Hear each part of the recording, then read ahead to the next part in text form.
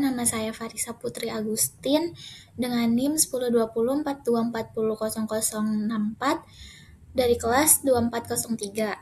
Di sini saya akan mengerjakan tugas pendahuluan 2 untuk mata kuliah data mining dengan judul regression dan clustering. Langsung aja kita mulai. Pertama-tama, seperti biasa kita masukin dulu data setnya ke Google Colab-nya. Ini klik new notebook dulu kayak biasa. Kalau misalkan udah, kita masukin file datasetnya. Pastiin ininya udah connect. Ini masih connecting ya. Nah, ini masih connecting. Nah, berarti ini udah connect. Terus langsung aja upload datasetnya. Kemarin itu datasetnya ya. Ini. Oke. Terus kalau udah di-upload langsung aja ke import pandas.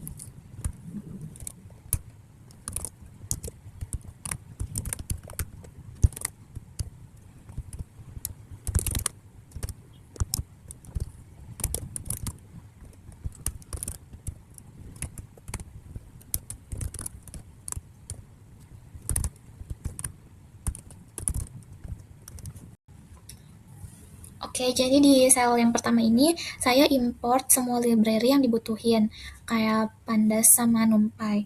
Untuk olah data, Matplotlib itu untuk visualisasi, lalu dari sklearn ada beberapa modul kayak linear regression dan k-means untuk modelnya, trend test split untuk bagi data, dan fungsi evaluasi seperti mean squared error, R2_score, silhouette score, sama adjust run score. Habis itu kita load data set CSV-nya, terus ini kita run aja. Nah, hasilnya itu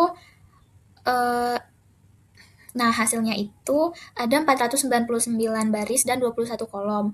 Kolom yang bakal dipakai itu ada sales, ada quantity, ada discount sebagai fitur, ada profit sebagai target untuk regresi, dan kategori akan dipakai nanti buat di soal nomor 10. Selanjutnya untuk nomor 2, langsung aja.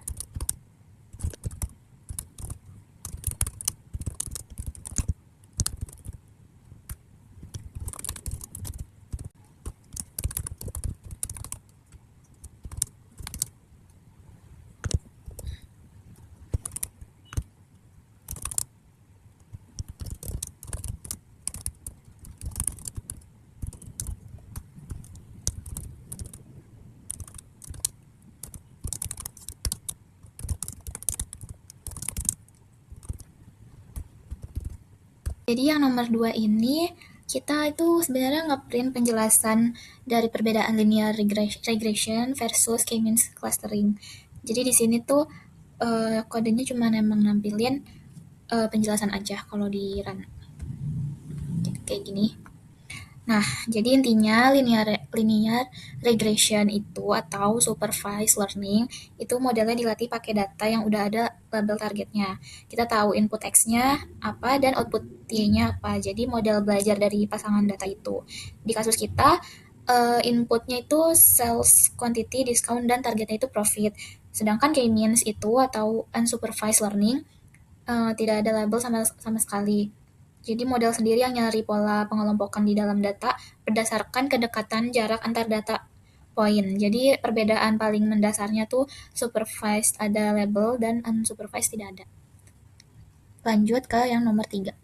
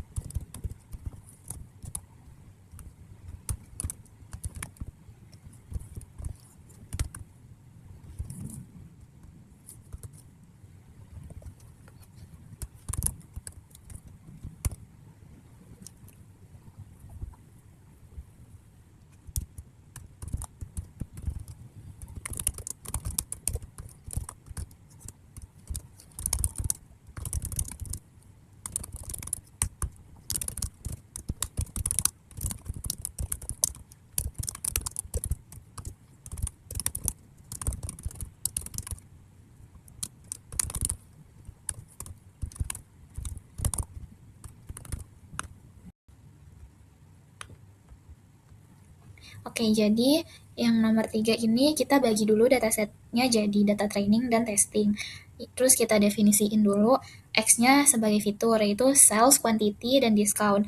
Dan Y-nya sebagai target, yaitu profit. Setelah itu kita pakai trend test split. Terus set test size-nya itu 0,2, artinya 20% untuk testing dan sisanya 80% untuk training. Hasilnya dari 499 data, 399 masuk ke training dan 100 masuk ke testing. Parameter random state sama dengan 42 itu fungsinya untuk mengunci proses pengacakan. Jadi setiap kali kode ini di run ulang, pembagian datanya tuh tetap sama persis. Jadi biar eksperimen kita tuh bisa direproduksi gitu. Sekarang lanjut ke nomor 4.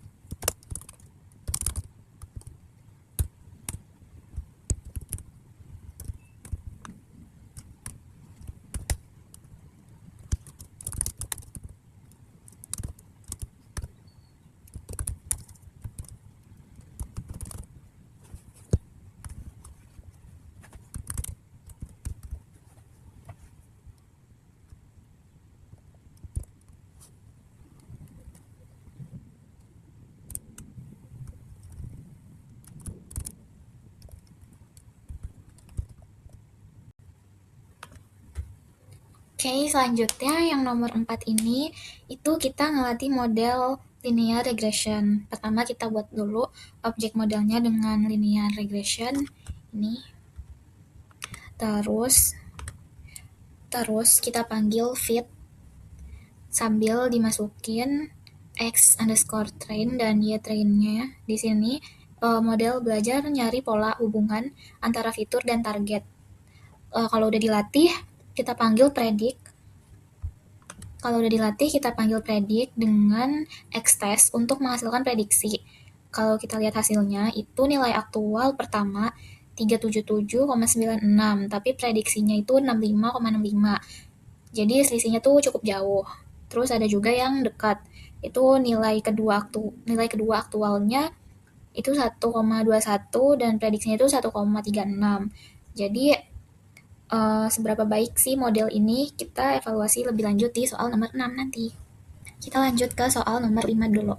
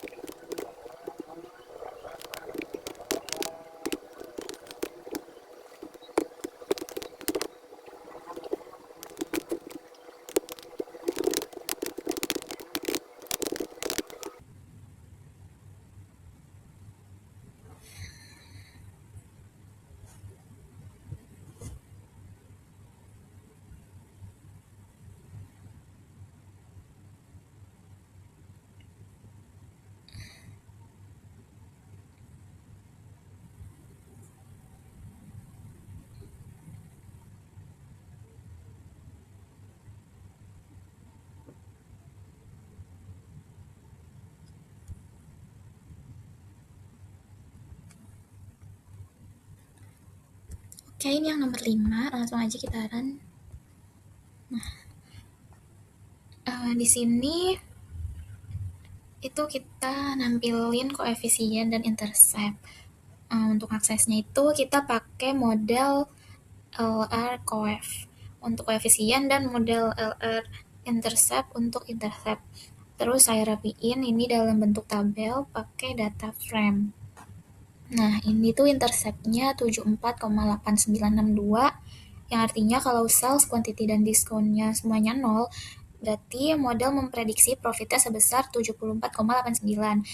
Koefisien sales 0,02, positif tapi kecil. Jadi setiap kenaikan 1 unit sales, profit naik 0,02. Terus koefisien quantity minus 3,03, negatif. Jadi setiap nambah 1 unit quantity, profit turun 3,03. Di sini yang paling signifikan itu diskon. Koefisiennya minus 347,10. Jadi ini tuh jauh lebih besar dari yang lain, yang artinya diskon punya dampak paling besar terhadap penurunan profit. Jadi masuk akal sih ini secara bisnis karena semakin besar diskon yang dikasih, profitnya semakin turun drastis. Dari nilai-nilai ini kita tuh bisa susun persamaannya. Profit sama dengan 74,90 ditambah 0,02 0,02 kali sales minus 3,03 kali quantity minus 347,10 kali diskon. Selanjutnya nomor 6.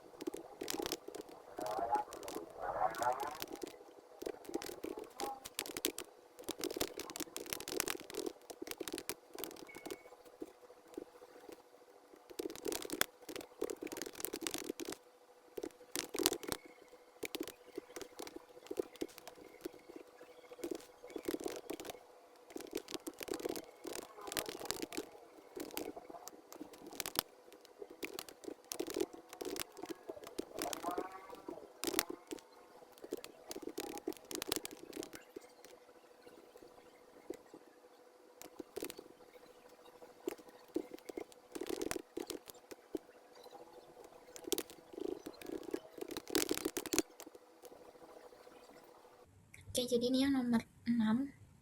Langsung aja kita run. Jadi ini hasilnya. Nah, jadi nomor 6 itu evaluasi model, pakai dua metrik dari Sklearn Matrix. Kita masukin y-test sebagai nilai aktual dan y-pred itu sebagai nilai prediksi ke fungsi mean squared error dan R2 score. MSE-nya itu 13112,28. Itu terbilang cukup besar. Artinya rata-rata error prediksi model kita itu lumayan jauh dari nilai aslinya. R2-nya minus 0,0257 atau negatif.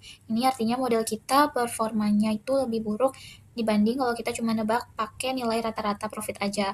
Kenapa bisa kayak gini? Karena profit di dataset ini tuh sangat bervariasi dan gak selalu linear terhadap sales, quantity, dan discount. Ada transaksi yang profitnya sampai minus 383 karena diskon besar. Jadi ini jadi pembelajaran kalau nggak semua data cocok dimodelin dengan regresi linear sederhana. Lanjut ke nomor 7.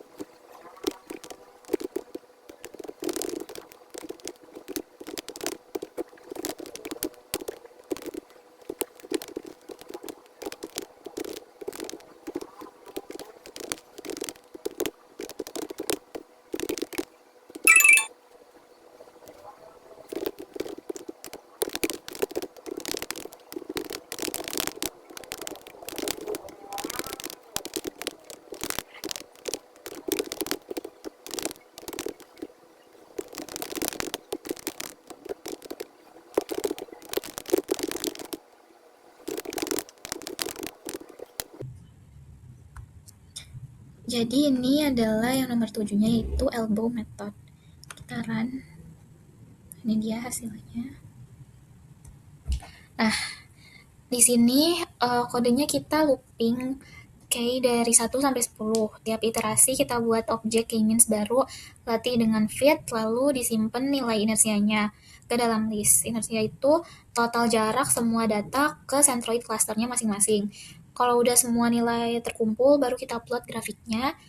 Terus kalau kita lihat nih dari grafiknya, dari K1 sampai K2, penurunannya itu tajam banget. Dari K2 ke K3 juga masih turunnya itu cukup tajam. Terus tapi mulai K3, K4, dan seterusnya penurunannya kayak udah mulai landai gitu. Jadi titik siku atau elbow-nya itu ada di K3. Jadi itu alasan saya kenapa saya pilih K3 sebagai jumlah cluster yang optimal. Nextnya nomor 8. Oke, selanjutnya yang nomor 8.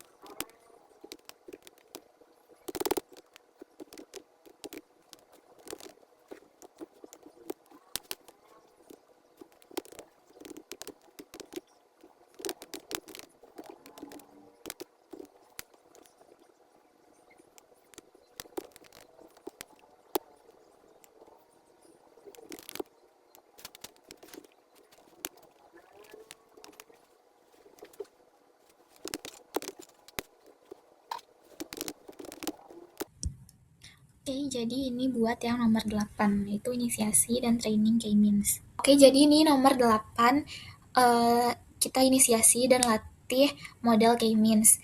Kita buat objek K-means dengan n cluster sama dengan 3, sesuai hasil elbow yang tadi. Terus random state-nya sama dengan 42 untuk reproduksibilitas, dan init-nya itu 10, artinya algoritma nyoba 10 titik awal centroid yang berbeda, terus pilih yang terbaik. Kemudian panggil fit untuk melatih, terus setelah itu kita akses labels untuk label tiap data. Dan cluster centers untuk posisi centroid. Terus kalau kita lihat hasilnya, distribusi datanya itu nggak merata. Cluster 0 paling banyak dengan 437 data poin. Ini transaksi sales rendah yang mengelompokkan di kiri grafik. Cluster 2 ada 55 data poin dengan sales menengah. Dan cluster 1 cuma 7 data poin, tapi posisinya jauh di kanan.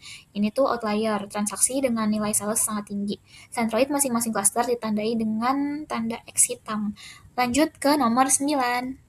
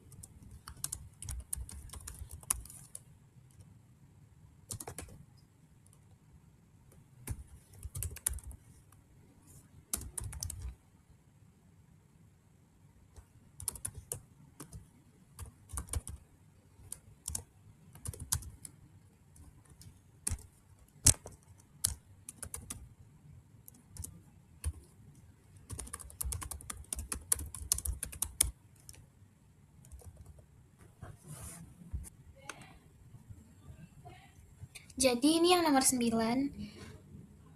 silhouette score.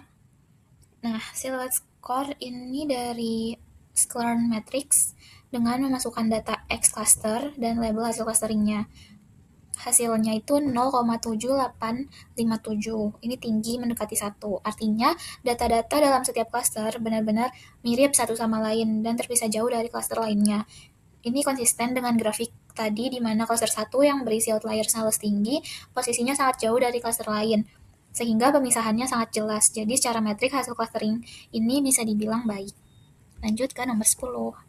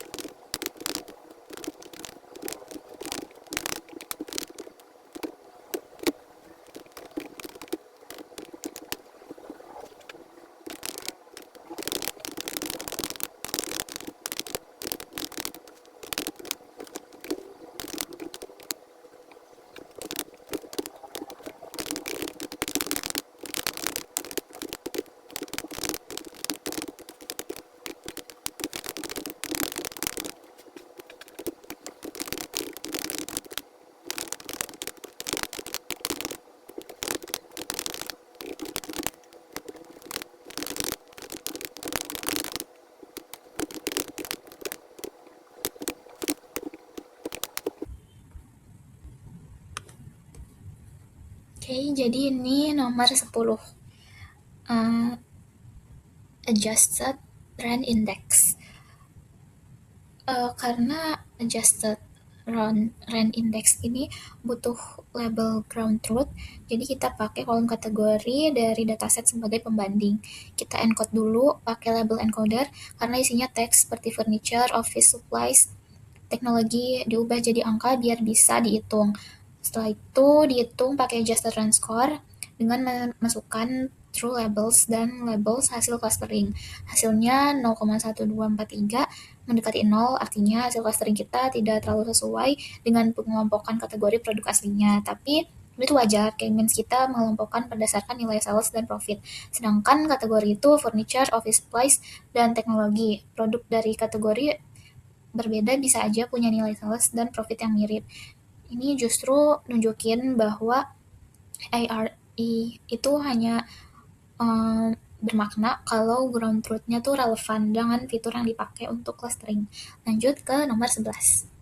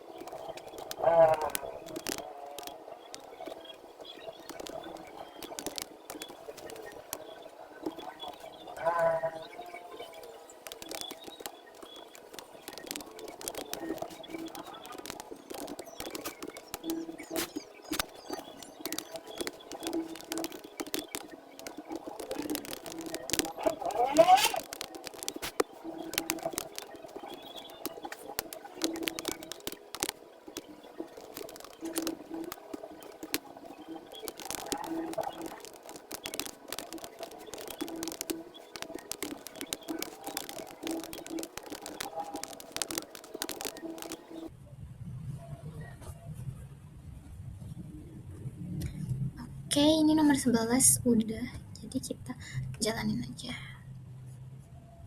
Ini hasilnya nomor 11. Nah, yang nomor 11 itu ada dua bagian. Pertama kita bandingin R kuadrat model kita di training dan testing. Caranya kita panggil predict. Lagi, tapi pakai X-train. Lalu hitung R kuadrat score-nya dan bandingin sama R kuadrat di testing. Hasilnya R kuadrat di training itu 0,1229 dan di testing itu minus 0,0257. Nah, selisihnya itu 0,1486. Selisihnya tuh nggak terlalu besar, jadi bukan overfitting, tapi nilainya sama-sama rendah. Ini tuh lebih ke underfitting karena linear regression-nya sederhana.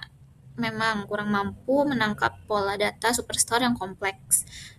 Supaya lebih mudah dipahami, di sini saya bakal di sini Oke, jadi supaya lebih mudah dipahami, di sini saya nambahin ilustrasi pakai polynomial regression. Kodenya kita looping 3 nilai degree, 1, 4, sama 15. Tiap iterasi kita buat pipeline yang ngegabungin polynomial features dan linear regression. Lalu fit ke data training dan hitung R kuadratnya di training dan testing. Hasilnya bisa kita lihat di grafik. Degree 1 garisnya lurus banget. Terus train R kuadrat 0,04 dan tesnya itu R kuadrat minus 0,03. Dua-duanya tuh jelek. Ini tuh masuknya ke underfitting. Terus modelnya terlalu simple. Kalau di degree 4, kurvanya pas ngikutin pola gitu. Train kuadratnya 0,61 dan tes R kuadratnya itu 0,64. Dua-duanya bagus, terus hampir sama juga. Ini tuh good fit yang ideal. Terus degree yang 15, kurvanya ngeliuk-ngeliuk banget karena menghafal semua titik training. Train R kuadratnya itu 0,76, tapi tes R kuadratnya turun jadi 0,63. Ini mulai nunjukin tanda overfitting. Ada gap antara performa training dan testing. Oke, itu tadi semua jawaban dari tugas pendahuluan 2 penambangan data tentang regression dan clustering. Jadi, saya udah bahas dari perbedaan supervised versus unsupervised learning, implementasi linear regression lengkap dengan evaluasi MSE dan R-squared, K-means clustering dengan elbow method, terus silhouette score, terus ada ARI juga, terus ada yang terakhir ilustrasi overfitting dan underfitting.